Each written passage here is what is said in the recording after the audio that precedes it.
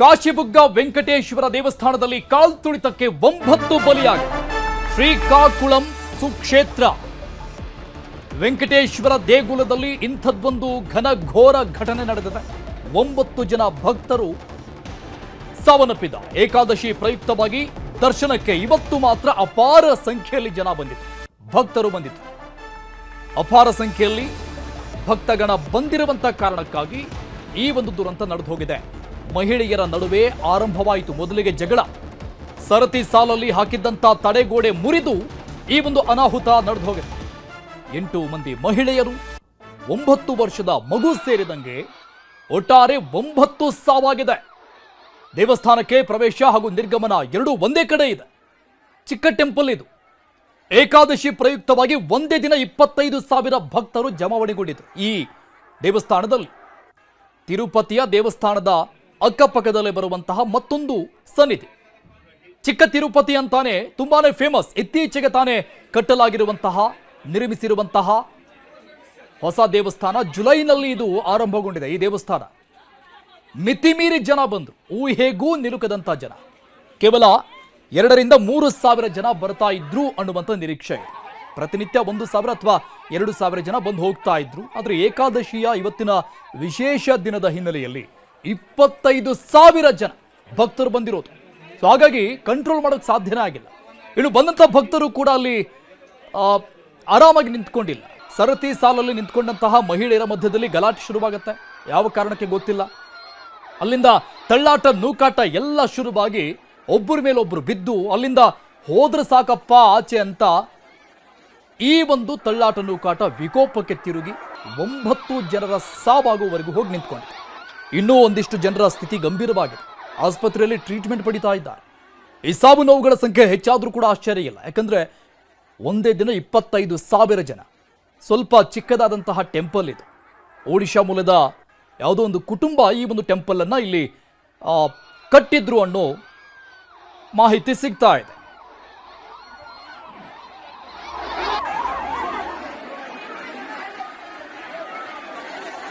ಈ ಬಗ್ಗೆ ಇನ್ನಷ್ಟು ಡೀಟೇಲ್ಸ್ ಕೊಡ್ತಾರೆ ನಮ್ಮ news editor doctor Ramesh Kumar live ನಲ್ಲಿ ಜಾಯ್ನ್ ಆಗ್ತಾ ಇದ್ದಾರೆ. ರಮೇಶ್, ಈ ಸ್ಟ್ಯಾಂಪೇಡ್ ವಿಚಾರಕ್ಕೆ, ಕಾಲ್ ತುಳಿತ ಅನ್ನುವಂಥದ್ದಕ್ಕೆ ಬಹಳಷ್ಟು ನಿದರ್ಶನಗಳು ನಮ್ಮ ಮುಂದಿದೆ. RCBಯ ಟ್ರೋಫಿ ಆ ಒಂದು ಸಂದರ್ಭದಲ್ಲಿ ಆದಂತಹ ಕಾಲ್ ತುಳಿತ, ಕರೂರು ವಿಜಯ್ ರ್ಯಾಲಿ ಸಂದರ್ಭದಲ್ಲಿ ಆದಂತಹ ಕಾಲ್ ತುಳಿತ, ತಿರುಪತಿಯ ಮೇನ್ ಟೆಂಪಲ್ ಏನಿದೆ ಅಲ್ಲಿ ಜನವರಿಯಲ್ಲಿ ವೈಕುಂಠ ಏಕಾದಶಿಯ ಸಂದರ್ಭದಲ್ಲಿ ಕಾಲ್ ತುಳಿತಾಗಿ ಒಂದಿಷ್ಟು ಜನ ಸಾವನ್ನಪ್ಪಿದ್ರು. ಅನೇಕ ನಿದರ್ಶನಗಳಿದೆ. ಈ ಟೆಂಪಲ್ ಜುಲೈನಲ್ಲಿ ಆರಂಭ ಆಗಿದೆ ಅನ್ನುವಂಥ ಮಾಹಿತಿ ಸಿಗ್ತಾ ಇದೆ. ಸೊ ಯಾವುದೇ ರೀತಿಯಾದಂತಹ ಬೇಸಿಕ್ ಮುನ್ನೆಚ್ಚರಿಕೆಗಳು ಕೂಡ ಇರಲಿಲ್ಲ ಅನ್ನೋ ರೀತಿಯಲ್ಲಿ ಕಾಣಿಸ್ತಾ ಇದೆ. ಇದನ್ನ ನೋಡ್ತಾ ಇದ್ರು ಅರುಣ್. ಎಕ್ಸಾಕ್ಟ್ಲಿ ಇದು ನೀವಾಗಲೇ ಹೇಳ್ದಂಗೆ ಹರಿಮುಕುಂದ ಪಾಂಡೆ ಅಂತ, ಅಂದರೆ ಒಡಿಶಾ ಮೂಲದವರೊಬ್ಬರು ಹರಿಮುಕುಂದ ಪಾಂಡೆ ಅಂತ, 94 ವರ್ಷ ಅವ್ರಿಗೀಗ. ಸೊ ಅವರು ಒಬ್ಬ ಇಂಡಿಪೆಂಡೆಂಟ್ ವ್ಯಕ್ತಿ ಈ ದೇವಸ್ಥಾನವನ್ನು ಕಟ್ಟಿಸಿರ್ತಕ್ಕಂಥದ್ದು.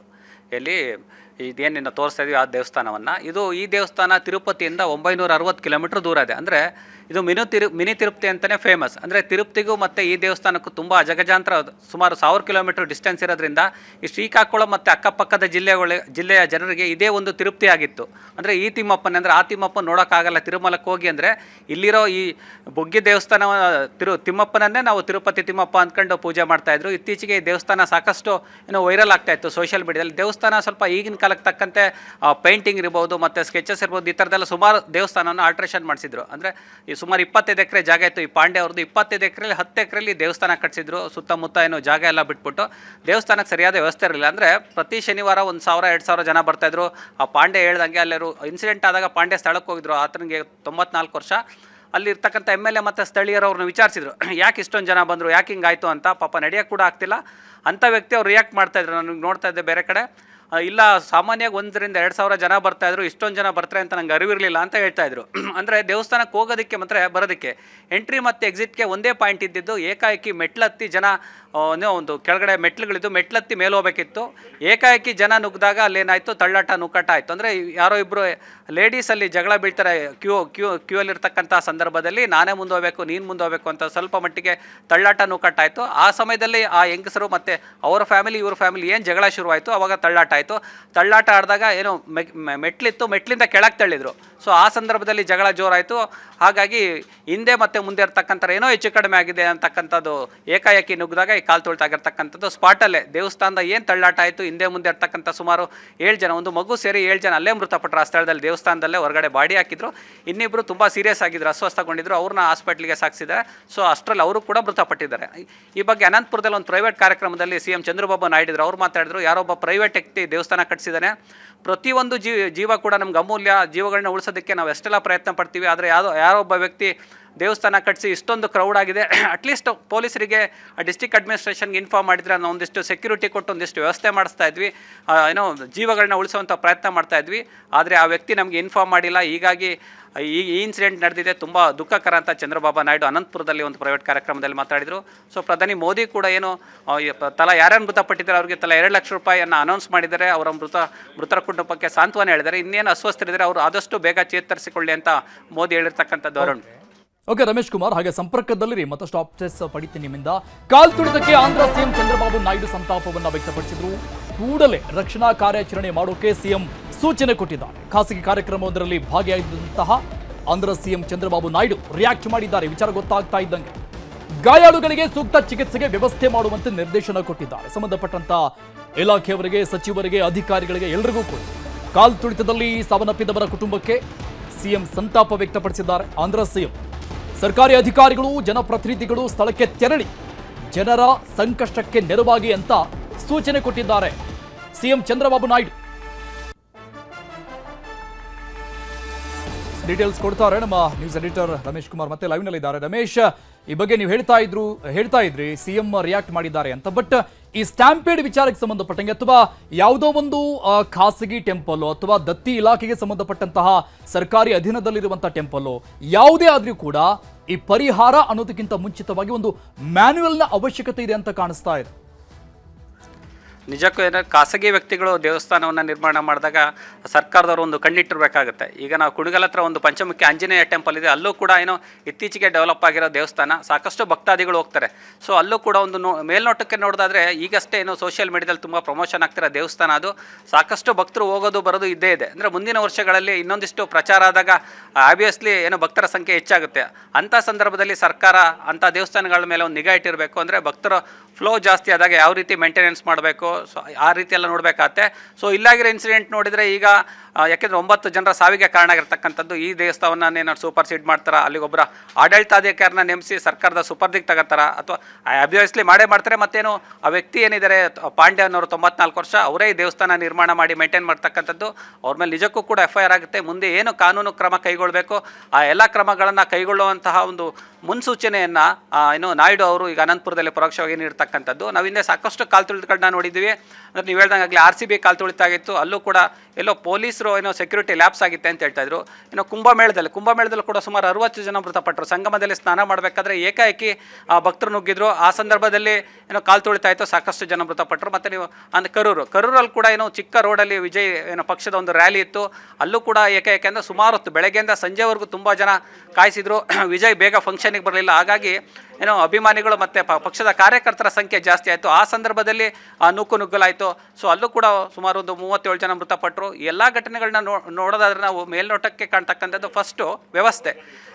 ಯಾವುದೇ ಒಂದು ವ್ಯವಸ್ಥೆ ಹೆಚ್ಚಿನ ಸಂಖ್ಯೆಯಲ್ಲಿ ಜನರು ಸೇರಿದಾಗ ಯಾವ ರೀತಿ ಮೇಂಟೆನೆನ್ಸ್ ಮಾಡಬೇಕು, ಮತ್ತು ಫ್ಲೋನ ಹೇಗೆ ಕಂಟ್ರೋಲ್ ಮಾಡಬೇಕು, ಮತ್ತು ಏನಾದ್ರು ಅನಾಹುತಗಳಾದರೆ ಹೆಚ್ಚು ಕಡಿಮೆ ಆದರೆ ಹೇಗೆ ಅವ್ರನ್ನ ಜೀವಗಳನ್ನ ರಕ್ಷಣೆ ಮಾಡಬೇಕು ಅನ್ನೋಂಥ ಪ್ರಶ್ನೆ ಎದುರಾಗುತ್ತೆ. ಸೊ ಈ ದೇವಸ್ಥಾನ ಸುಮಾರು ಶ್ರೀಕಾಕುಳಂನಿಂದ 80 ಕಿಲೋಮೀಟರ್ ದೂರ ಇದೆ. 80 ಕಿಲೋಮೀಟರ್ ದೂರ ಇದ್ದಾಗ 25,000 ಜನ ಸೇರ್ತಾರೆ. ಅಲ್ಲೇನಾದ್ರು ಹೆಚ್ಚು ಕಡಿಮೆ ಆಯಿತು, ಅಟ್ಲೀಸ್ಟ್ ಆ್ಯಂಬುಲೆನ್ಸ್ ವ್ಯವಸ್ಥೆ ಇದೆಯಾ, ಸೊ ಏನೋ ಟ್ರಾನ್ಸ್ಪೋರ್ಟ್ ವ್ಯವಸ್ಥೆ ಹೇಗಿದೆ, ಅವ್ರನ್ನ ಹಾಸ್ಪಿಟ್ಲಿಗೆ ಅಷ್ಟೇ ಶಿಫ್ಟ್ ಮಾಡೋದಕ್ಕೆ ಎಷ್ಟು ಅವ್ರು ಬೇಕಾ, ಅರ್ಧ ಗಂಟೆ ಬೇಕಾ, 1 ಅವರ್ ಬೇಕಾ? ಸೊ ಕಾಲು ತುಳಿತಕ್ಕೆ ಸಿಕ್ಕವ್ರು ಯೂಶಲಿ ನೆಲದ ಮೇಲೆ ಬಿದ್ದಾಗ ಮೈ ಮೇಲೆಲ್ಲ ತುಳ್ಕೊಂಡು ಹೋಗಿರ್ತಾರೆ. ಕೆಲವ್ರಿಗೆ ಅಟ್ಯಾಕ್ ಆಗೋಂಥ ಚಾನ್ಸಸ್ ಇರುತ್ತೆ, ವಯಸ್ಸಾಗಿರ್ತಾರೆ. ಇಂಥ ಸಂದರ್ಭದಲ್ಲಿ ಅವ್ರನ್ನ ಹತ್ತಿರದ ಹಾಸ್ಪಿಟ್ಲಿಗೆ ಕರ್ಕೊಂಡು ಹೋದ್ರೆ ಹತ್ತಿರದ ಹಾಸ್ಪಿಟ್ಲಿಗೆ ಟ್ರೀಟ್ಮೆಂಟ್ ವ್ಯವಸ್ಥೆ ಹೇಗಿರುತ್ತೆ, ಅಥವಾ ಮೇನ್ ಡಿಸ್ಟ್ರಿಕ್ಟ್ ಹೆಡ್ ಕ್ವಾರ್ಟರ್ ಇರ್ತಕ್ಕಂಥ ಜಿಲ್ಲಾಸ್ಪತ್ರೆಗಳಿಗೆ ಶಿಫ್ಟ್ ಮಾಡಬೇಕಾ, ಈ ರೀತಿ ಎಲ್ಲ ಸಮಸ್ಯೆಗಳು ಎದುರಾಗುತ್ತೆ. ಇಂಥ ಸಂದರ್ಭದಲ್ಲಿ ಏನು ಅತಿ ತುರ್ತಾಗಿ ಆಸ್ಪತ್ರೆಗೆ ಸಾಗಿಸುವಂಥ ಕಾರ್ಯ ಏನಾದರೂ ಆಗಿಲ್ಲ ಅಂದರೆ ಸಾವಿನ ಸಂಖ್ಯೆ ಹೆಚ್ಚಾಗುವಂಥ ಸಾಧ್ಯತೆ ಇರುತ್ತೆ. ಹೀಗಾಗಿ ದೇವಸ್ಥಾನ ಅಂದಾಗ ಅಥವಾ ಯಾವುದೇ ಕಾರ್ಯಕ್ರಮ ಇರಲಿ ವ್ಯವಸ್ಥೆ ಹೇಗಿರಬೇಕು, ಒಂದು ಅಲ್ಲಿನ ತಹಶೀಲ್ದಾರ್ ಅಥವಾ DC ಒಂದು ಅರ್ಜಿ ಕೊಡಬೇಕು, ಯಾವ್ಯಾವ ರೀತಿ ವ್ಯವಸ್ಥೆ, ಈ ಥರ ವ್ಯವಸ್ಥೆ ಇದೆ, ಏನೋ ಭಕ್ತರ ಸಂಖ್ಯೆ ಹೆಚ್ಚಾಗೋ ಸಾಧ್ಯತೆ, ನಮಗೊಂದಿಷ್ಟು ಸೆಕ್ಯೂರಿಟಿ ಕೊಡಿ, ಆ್ಯಂಬುಲೆನ್ಸ್ ವ್ಯವಸ್ಥೆ ಮಾಡಿಕೊಡಿ, ಪರ್ಯಾಯ ಏನಾದರೂ ಹೆಚ್ಚು ಕಡಿಮೆ ಜೀವಕ್ಕೆ ಆಪತ್ತುಗಳು ಎದುರಾದಾಗ ಜೀವಗಳನ್ನು ಯಾವ ರೀತಿ ರಕ್ಷಣೆ ಮಾಡಬೇಕು ಅದಕ್ಕೆ ಸರ್ಕಾರದಿಂದ ಸಹಾಯ ಮಾಡಿ ಅಂತಕ್ಕಂಥ ಮನವಿಯನ್ನು ಕೊಡಬೇಕಾಗುತ್ತೆ. ಇಲ್ಲಿ ಮೇಲ್ನೋಟಕ್ಕೆ ಈ ದೇವಸ್ಥಾನದ ಏನು ಮುಖ್ಯಸ್ಥರು ಏನಿದ್ರೆ ಪಾಂಡೆ, ಇವರು ಯಾವುದೇ ಮುನ್ಸೂಚನೆಯನ್ನು ಅಥವಾ ಮನವಿಯನ್ನು ಜಿಲ್ಲಾಡಳಿತಕ್ಕೆ ಅಥವಾ ತಹಶೀಲ್ದಾರಿಗೆ ಸಂಬಂಧಪಟ್ಟರೆ ಕೊಟ್ಟರಂಗೆ ಕಾಣಿಸ್ತಾ ಇಲ್ಲ.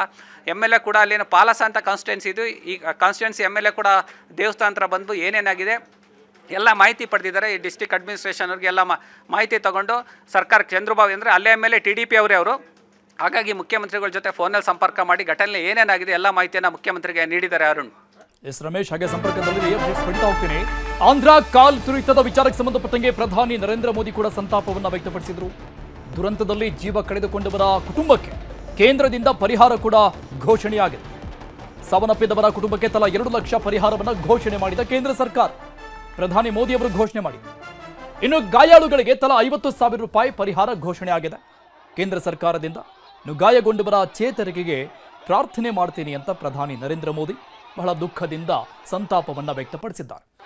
ಡೀಟೇಲ್ಸ್ ಕೊಡ್ತಾರೆ ನಮ್ಮ ಪ್ರತಿನಿಧಿ ರಮೇಶ್ ಮತ್ತೆ ಲೈವ್ನಲ್ಲಿದ್ದಾರೆ.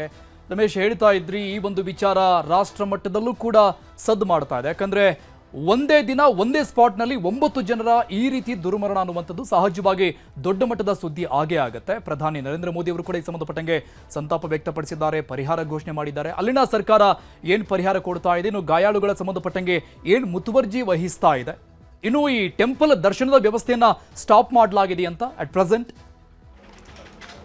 ಈಗ ಸದ್ಯಕ್ಕೆ ಏನು ಕಾಲ್ ತುಳಿತ ಆಗಿ ಜನ ಮೃತಪಟ್ಟಿದ್ದಾರೆ, ಅಲ್ಲೆಲ್ಲ ಭಯದಿಂದ ವಾಪಸ್ ಹೋಗಿದ್ದಾರೆ. ಯಾವುದೇ ಭಕ್ತರು ಕೂಡ ಅಲ್ಲಿಲ್ಲ. ಪೊಲೀಸರು ಬಂದ್ಬಿಟ್ಟು ಎಲ್ಲರನ್ನು ಖಾಲಿ ಮಾಡಿಸಿದ್ದಾರೆ. ದೇವಸ್ಥಾನಕ್ಕೆ ಸದ್ಯಕ್ಕೆ ಬಾಗಿಲಾಕಿದ್ದಾರೆ. ಈ ಬಗ್ಗೆ ಚಂದ್ರಬಾಬು ನಾಯ್ಡು ಕೂಡ ಏನೋ ಅನಂತಪುರದಲ್ಲಿ ಹೇಳಿದ್ದಾರೆ. ಸೊ ಚಂದ್ರಬಾಬು ನಾಯ್ಡು ಇನಿಷಿಯೇಟಿವ್ ತಗೊಂಡು ಅಲ್ಲಿ ಲೋಕಲ್ MLA ಏನು ಹೇಳಿದರೆ ಅವ್ರ ಜೊತೆ 1-to-1 ಕಾಂಟ್ಯಾಕ್ಟಲ್ಲಿದ್ದಾರೆ. ಅಲ್ಲಿ ಏನೇನು ಗಾಯಾಳುಗಳನ್ನು ಆಸ್ಪತ್ರೆಗೆ ಸೇರಿಸಬೇಕು, ಅವ್ರಿಗೆ ಏನು ಟ್ರೀಟ್ಮೆಂಟ್ ಕೊಡಿಸ್ಬೇಕು ಎಲ್ಲ ವ್ಯವಸ್ಥೆಯನ್ನು ಮಾಡಿದ್ದಾರೆ. ಮೋಸ್ಟ್ಲಿ ಚಂದ್ರಬಾಬು ನಾಯ್ಡು ಅನಂತಪುರ ಪ್ರೋಗ್ರಾಮ್ ಮುಗಿದ ಮೇಲೆ ಆದರೆ ಇವತ್ತು ಅಥವಾ ನಾಳೆ ಆ ದೇವಸ್ಥಾನಕ್ಕೆ ಮತ್ತು ಹಾಸ್ಪಿಟ್ಲ್ಗಳಿಗೆ ಭೇಟಿ ನೀಡುವಂಥ ಸಾಧ್ಯತೆ. ಯಾಕೆಂದರೆ ಅವ್ರದೇ ಪಕ್ಷದ ಏನೋ MLA ಆ ಕ್ಷೇತ್ರದಲ್ಲಿ ಇರ್ತಕ್ಕಂಥದ್ದು. ಹೀಗಾಗಿ ಮನವಿ ಮಾಡಿದ್ದಾರೆ ಒಂದ್ಸಲ ಬಂದೋಗಿ ಅಂತ. ಹಾಗಾಗಿ ಹಾಸ್ಪಿಟ್ಲ್ ಏನೋ ದೇವಸ್ಥಾನವನ್ನು ಆಲ್ಮೋಸ್ಟ್ ಸೂಪರ್ಸೀಡ್ ಮಾಡ್ಬೋದು. ಈ ಕ್ಷಣದಲ್ಲಿ ನಾವು ನಮ್ಮ ಹಾಸನಾಂಬೆ ದರ್ಶನಕ್ಕೆ ಯಾವ ರೀತಿ ವ್ಯವಸ್ಥೆ ಇತ್ತು ಅನ್ನೋದನ್ನ ಅರುಣ್ ನಿಜಕ್ಕೂ ಒಂದ್ಸಲ ರೀಕಾಲ್ ಮಾಡಬೇಕಾಗುತ್ತೆ. ಏನೋ ಕೃಷ್ಣ ಬೈರೇಗೌಡರು ಇನ್ಚಾರ್ಜ್ ಮಿನಿಸ್ಟರ್ ಆದಮೇಲೆ ಮೊದಲ ಬಾರಿ ಇದು ಈ ವರ್ಷ ಹಾಸನಾಂಬೆ ದರ್ಶನವನ್ನು ಖುದ್ದು ಅವರೇ ಸ್ವತಃ ಅಲ್ಲೇ ನಿಂತು ವ್ಯವಸ್ಥೆಯನ್ನು ತುಂಬ ಅಚ್ಚುಕಟ್ಟಾಗಿ ಮಾಡಿದರು. ಯಾವುದೇ ನುಗ್ಗಿಲ್ದಂಗೆ ಗೊಂದಲ ಇಲ್ದಂಗೆ VIP ಪಾಸ್ಗಳನ್ನೆಲ್ಲ ಕ್ಯಾನ್ಸಲ್ ಮಾಡಿಸಿದ್ರು. ಏನು 1,000 ರೂಪಾಯಿ ಮತ್ತು 300 ರೂಪಾಯಿ ಟಿಕೆಟ್ಗಳಿಗೆ ಮಾತ್ರ ವ್ಯವಸ್ಥೆ ಮಾಡ್ತಿದ್ರು. ಎಂಥ VIP ಹೋದರೂ ಕೂಡ ಅವ್ರಿಗೊಂದು ಏನೋ ರೂಲ್ಸ್ ಮಾಡಿದ್ರು, ವೆಹಿಕಲ್ನ ಆಚೆ ನಿಲ್ಲಿಸಬೇಕು. ದೇವಸ್ಥಾನದ ಏನೋ ಸರ್ಕಾರ ಜಿಲ್ಲಾಡಳಿತ ವ್ಯವಸ್ಥೆ ಮಾಡಿತ್ತು, ಆ ವೆಹಿಕಲ್ಗಳಲ್ಲಿ ದೇವಸ್ಥಾನಕ್ಕೆ ಕರ್ಕೊಂಬರ್ತಕ್ಕಂಥದ್ದು, ಅವರಿಗೆ ದರ್ಶನ ಮಾಡಿ ಮತ್ತೆ ವಾಪಸ್ ಕರ್ಕೊಂಡೋಗಿ ಬಿಡ್ತಕ್ಕಂಥ. ಅಂದರೆ ದೇವಸ್ಥಾನದ ಬಳಿ ಕೂಡ VIP ವಾಹನಗಳನ್ನು ಬಿಟ್ಟಿರಲಿಲ್ಲ. ಅಷ್ಟು ಅಚ್ಚುಕಟ್ಟಾಗಿ ವ್ಯವಸ್ಥೆಯನ್ನು ಕೃಷ್ಣ ಬೈರೇಗೌಡರು ನಿಂತಿದ್ದು ಮಾಡಿರ್ತಕ್ಕಂಥದ್ದು. ಒಂದು ಕ್ಷಣ ಏನಾಯ್ತಲ್ಲಿ ಕುಮಾರಸ್ವಾಮಿ ಅದಕ್ಕೆ ಸ್ವಲ್ಪ ಏನೋ ಅವ್ರಿಗೆ ಸರಿಯಾಗಿ ಏನೋ ಫಾಲೋ ಮಾಡಲಿಲ್ಲ, ಅವ್ರನ್ನ ಸರಿಯಾಗಿ ಗಮನಿಸಲಿಲ್ಲ. ಹೊರ ಬಂದಾಗ ಜಿಲ್ಲಾಡಳಿತ ಅವರಿಗೆ ಒಂದು ರೀತಿ ಏನೋ ಕಡೆಗಣಿಸ್ತು ಅಂತಕ್ಕಂಥ ಆರೋಪ ಕೇಳಿ ಬಂತು.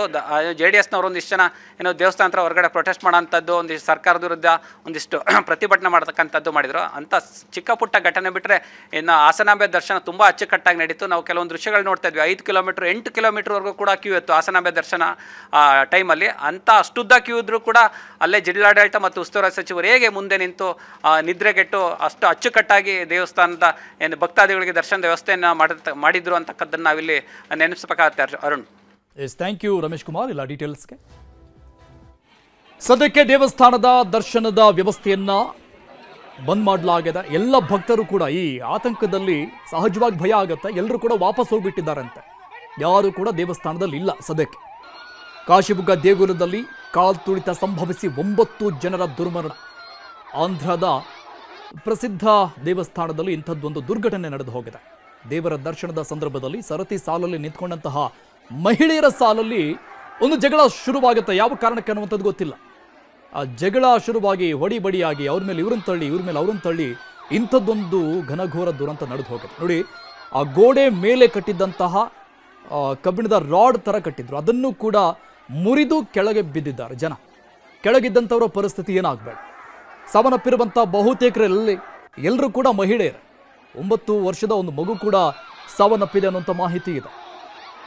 ಇನ್ನು ಒಂದಿಷ್ಟು ಜನ ಆಸ್ಪತ್ರೆಯಲ್ಲಿ ಟ್ರೀಟ್ಮೆಂಟ್ ಪಡಿತಾ ಇದ್ದಾರೆ. ಜುಲೈನಲ್ಲಿ ಆರಂಭವಾದಂಥ ದೇವಸ್ಥಾನ ಇದು. ಚಿಕ್ಕ ತಿರುಪತಿ ಅಂತ ತುಂಬಾನೇ ಫೇಮಸ್ ಆಗಿತ್ತು. ಯಾರಿಗೆಲ್ಲ ವೆಂಕಟರಮಣ ಸ್ವಾಮಿ ತಿರುಪತಿಯಲ್ಲಿ ದರ್ಶನ ಭಾಗ್ಯ ಸಿಗೋದು ಬಹಳ ಕಷ್ಟಕರ ಅಂತ ಅಂದ್ಕೊಳ್ತಾರೋ, ನಮಗಿಲ್ಲೇ ಸಾಕಪ್ಪ, ಇದೇ ದೇವರ ದರ್ಶನ ಮಾಡ್ಕೊಂಡ್ಬಿಡ್ತೀವಿ ಅಂತ ಹೀಗೆ ಮಾತಿಂದ ಮಾತು ಬೆಳೀತಾ ಈ ಒಂದು ದೇವಸ್ಥಾನದ ಪ್ರಖ್ಯಾತಿ ಹೆಸರು ಕೂಡ ಜಾಸ್ತಿ ಆಗಿದೆ ಆ ಭಾಗದಲ್ಲಿ. ಸೊ ಹಾಗಾಗಿ ಇಲ್ಲಿ ಪೂಜೆ ಪುನಸ್ಕಾರಗಳು ಪ್ರತಿನಿತ್ಯ ನಡೀತಾ ಇದೆ. ಶನಿವಾರದಂದು ಮಾತ್ರ 1000ದಿಂದ 3000ದವರೆಗೂ ಕೂಡ ಜನ ಬಂದು ದರ್ಶನ ಭಾಗ್ಯ ನೋಡ್ಕೊಂಡು ಹೋಗ್ತಾ ಇದ್ರು, ದರ್ಶನ ಮಾಡ್ಕೊಂಡು ಹೋಗ್ತಾ ಇದ್ರು. ಇವತ್ತು ಶನಿವಾರ, ಕಾರ್ತಿಕ ಮಾಸ, ಏಕಾದಶಿ ಇವತ್ತು. ಈ ಕಾರಣಕ್ಕಾಗಿ 25,000 ಜನ ಇವತ್ತೊಂದು ದಿನ ಬಂದಿರೋದು. ಆದರೆ ಅಲ್ಲಿನ ಆಡಳಿತ ಮಂಡಳಿ ಏನಿದೆ, ಟ್ರಸ್ಟ್ನವರೇನಿದ್ದಾರೆ, ಯಥಾ ಪ್ರಕಾರವಾಗಿ ಎಷ್ಟು ಜನ ಬರ್ತಾರೆ ಅದೇ ರೀತಿಯಾಗಿ ಬರಬಹುದು ಅಥವಾ ಸ್ವಲ್ಪ ಜಾಸ್ತಿ ಆಗ್ಬೋದು ಅಂತ ಅಂದ್ಕೊಂಡಿದ್ರು ಏನೋ. ಸೊ ಹಾಗಾಗಿ ಯಾವುದೇ ರೀತಿಯಾದಂತಹ ಮುನ್ನೆಚ್ಚರಿಕಾ ಕ್ರಮಗಳಿಲ್ಲ ಅಲ್ಲಿ. ಫೈರ್ ಇಂಜಿನ್, ಆಂಬ್ಯುಲೆನ್ಸ್ ಅಥವಾ ತುರ್ತು ಆಸ್ಪತ್ರೆಗಳು ಅಲ್ಲೇ ಯಾವುದೂ ಕೂಡ ಇಲ್ಲ. ಹಾಗಾಗಿ ಸ್ಪಾಟ್ನಲ್ಲಿ 9 ಜನ ಸತ್ತೋಗಿದ್ದಾರೆ.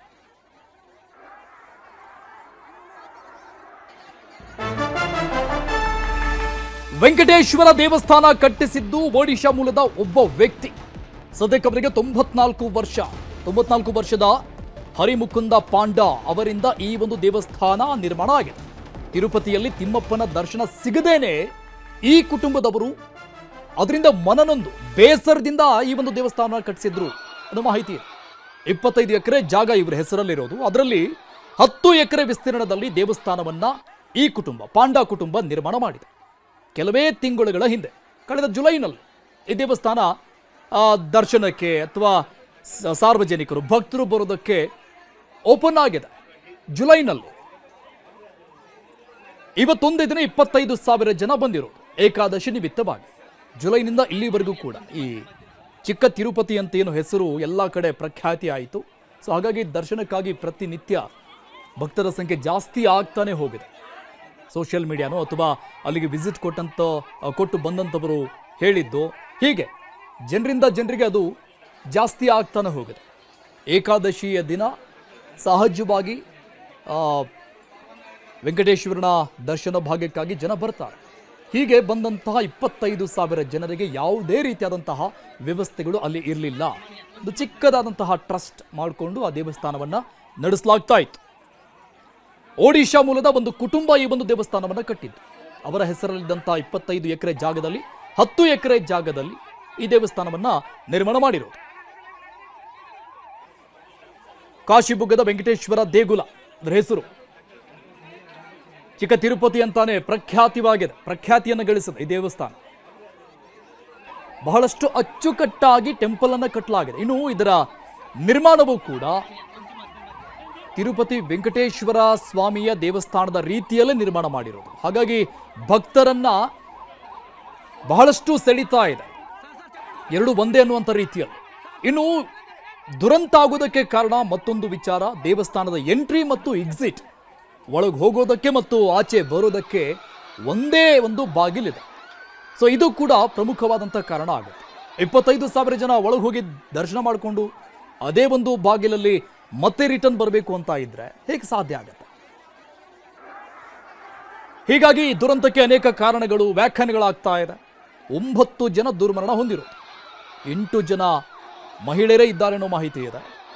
9 ವರ್ಷದ ಒಂದು ಮಗು ಇದೆ ಸಾವನ್ನಪ್ಪಿರುವಂಥವರ ಸಂಖ್ಯೆಯಲ್ಲಿ. ಟೋಟಲಿ 9 ಜನ ಸಾವನ್ನಪ್ಪಿರೋದು, ದುರ್ಮರಣ ಹೊಂದಿರೋದು. ಇತ್ತೀಚೆಗೆ ಈ ಕಾಲ್ತುಳಿತ ಪ್ರಕರಣಗಳು ತಿಂಗಳಿಗೊಂದು ಅನ್ನುವಂಥ ರೀತಿಯಲ್ಲಾಗಿದೆ.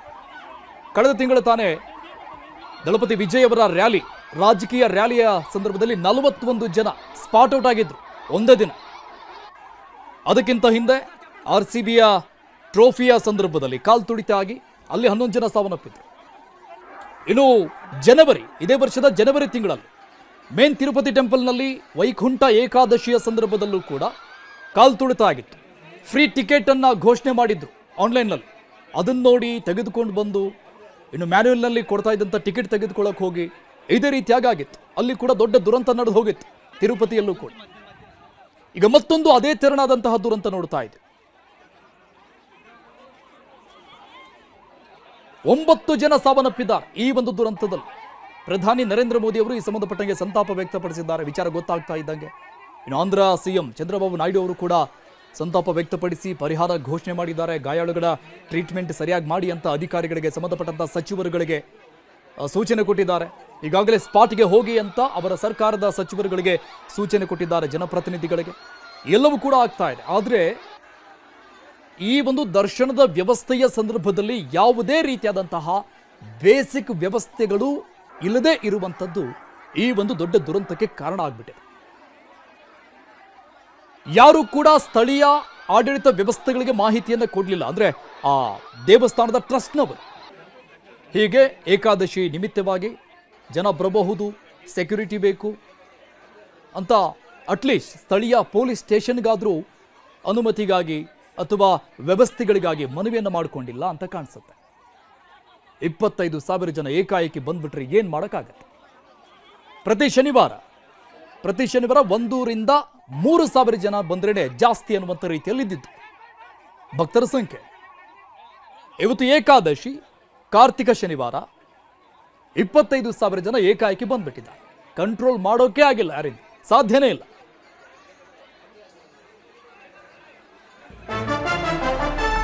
ಆಂಧ್ರದ ಕಾಶಿಬುಗ ದೇವಸ್ಥಾನದಲ್ಲಿ ಕಾಲು ತುಳಿತ ಪ್ರಕರಣಕ್ಕೆ ಸಂಬಂಧಪಟ್ಟಂತೆ 9 ಜನರ ಸಾವಿನ ಬಗ್ಗೆ ತನಿಖೆಗೆ ಆದೇಶ ಮಾಡಿದ್ದಾರೆ ಚಂದ್ರಬಾಬು ನಾಯ್ಡು ಸಿಎಂ.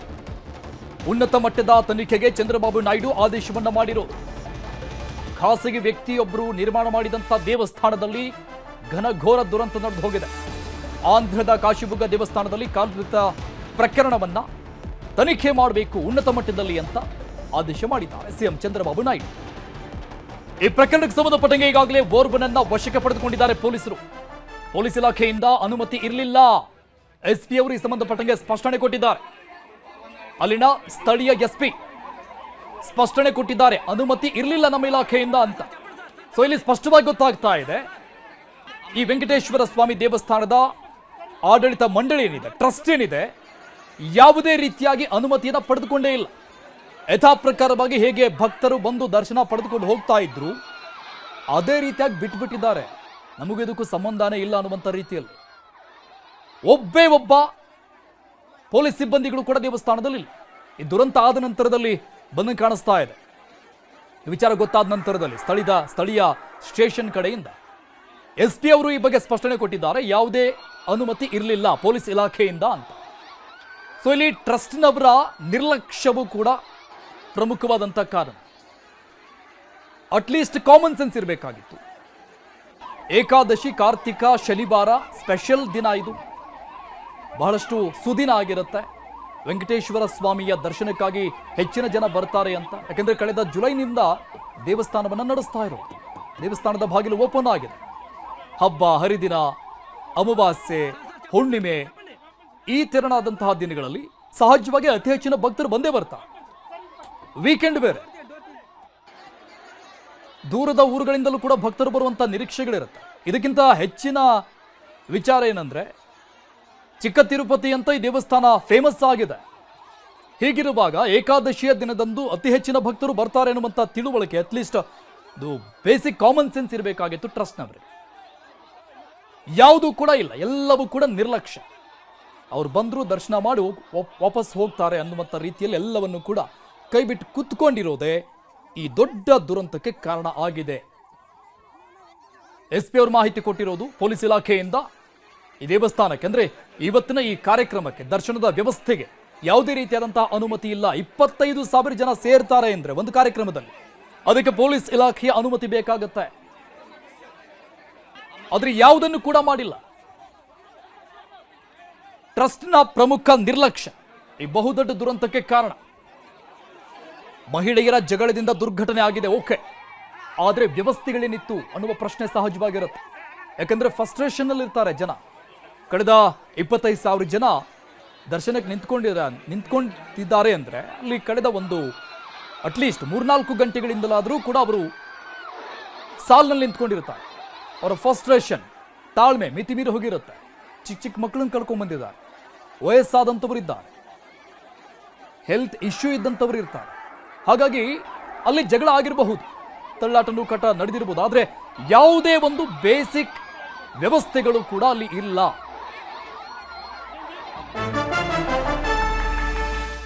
ಆಂಧ್ರದ ಕಾಶಿಬುಗ ಕಾಲು ತುಳಿತಕ್ಕೆ ರಾಷ್ಟ್ರಪತಿ ಮುರ್ಮು ಅವರು ಕೂಡ ಸಂತಾಪವನ್ನು ವ್ಯಕ್ತಪಡಿಸಿದ್ದಾರೆ. ಕಾಲು ತುಳಿತದಲ್ಲಿ ಸಾವನ್ನಪ್ಪಿದವರ ಕುಟುಂಬಕ್ಕೆ ಸಂತಾಪ ವ್ಯಕ್ತಪಡಿಸಿದ್ದಾರೆ ರಾಷ್ಟ್ರಪತಿ. ಗಾಯಾಳುಗಳ ಚೇತರಿಕೆಗೂ ಕೂಡ ದ್ರೌಪದಿ ಮುರ್ಮು ರಾಷ್ಟ್ರಪತಿಯವರು ಪ್ರಾರ್ಥನೆ ಮಾಡಿಕೊಂಡಿದ್ದಾರೆ. ಪ್ರಾರ್ಥನೆ ರಾಷ್ಟ್ರಪತಿಯವರ ಕಡೆ ದೇಶದಲ್ಲಿ ಮತ್ತೊಂದು ದೊಡ್ಡ ದುರಂತ ಅನ್ನುವಂಥ ರೀತಿಯಲ್ಲಿ ಕಾಶಿಬುಗ್ಗ ಟೆಂಪಲ್ನಲ್ಲಿ ನಡೆದಂತಹ ಈ ಒಂದು ಕಾಲ್ತುಳಿತ ಪ್ರಕರಣವೂ ಕೂಡ ಪ್ರಸ್ತಾಪ ಆಗ್ತಾ ಇದೆ.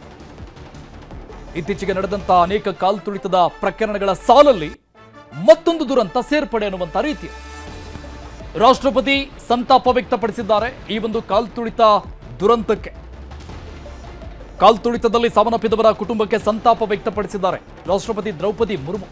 ಪ್ರಧಾನಿ ನರೇಂದ್ರ ಮೋದಿ ಅವರು ಸಂತಾಪ ವ್ಯಕ್ತಪಡಿಸಿ ಟ್ವೀಟ್ ಮಾಡಿದ್ರು, ಎಕ್ಸ್ ಖಾತೆಯಲ್ಲಿ ಪೋಸ್ಟ್ ಮಾಡಿದ್ರು. ಈಗ ರಾಷ್ಟ್ರಪತಿ ದ್ರೌಪದಿ ಮುರ್ಮು ಅವರು ಕೂಡ ಸಂತಾಪ ವ್ಯಕ್ತಪಡಿಸಿದ್ದಾರೆ. ಗಾಯಾಳುಗಳ ಚೇತರಿಕೆಗೆ ಪ್ರಾರ್ಥನೆಗಳನ್ನು ಸಲ್ಲಿಕೆ ಮಾಡಿದ್ದಾರೆ. ಸ್ಥಳೀಯ ಆಡಳಿತ ಮಂಡಳಿಯ ಬಹುದೊಡ್ಡ ವೈಫಲ್ಯ ಇದಕ್ಕೆ ಕಾರಣ. ಕಾಶಿಬುಗ್ಗ ವೆಂಕಟೇಶ್ವರ ದೇವಸ್ಥಾನದಲ್ಲಿ ಆದಂತಹ ಕಾಲ್ತುಳಿತದ ಪ್ರಕರಣ, ಒಂದಿಷ್ಟು ಜನ ಆಸ್ಪತ್ರೆಯಲ್ಲಿ ಟ್ರೀಟ್ಮೆಂಟ್ ಪಡಿತಾ ಇದ್ದಾರೆ. ಇನ್ನೂ ಕೂಡ